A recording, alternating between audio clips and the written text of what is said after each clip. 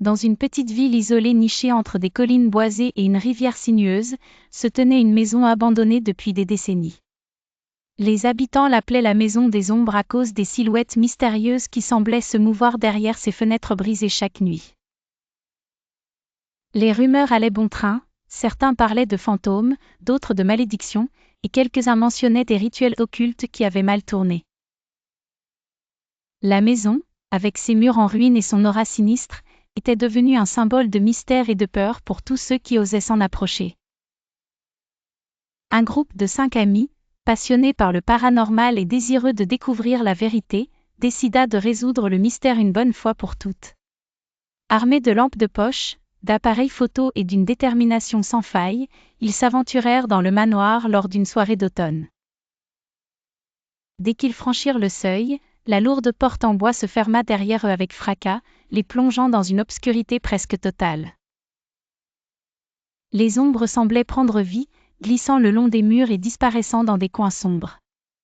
Leur cœur battait la chamade, et un frisson glacé parcourut leur colonne vertébrale.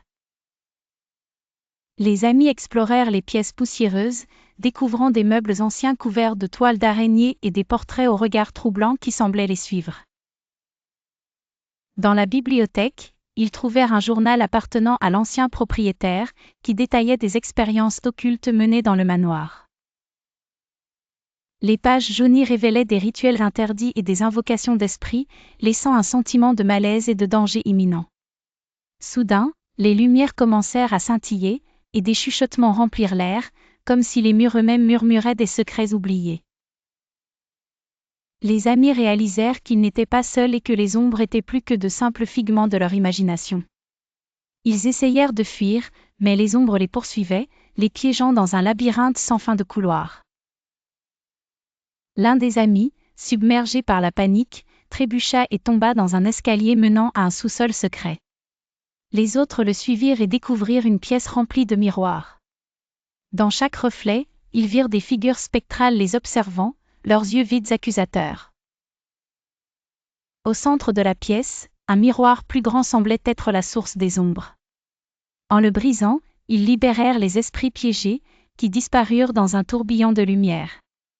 Mais avant de disparaître, l'un des esprits murmura une malédiction, jurant de revenir pour se venger.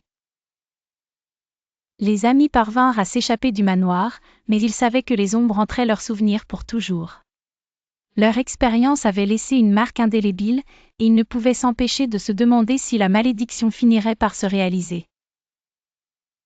La maison des ombres resta silencieuse, mais son mystère persistait, attendant la prochaine âme courageuse qui oserait franchir son seuil.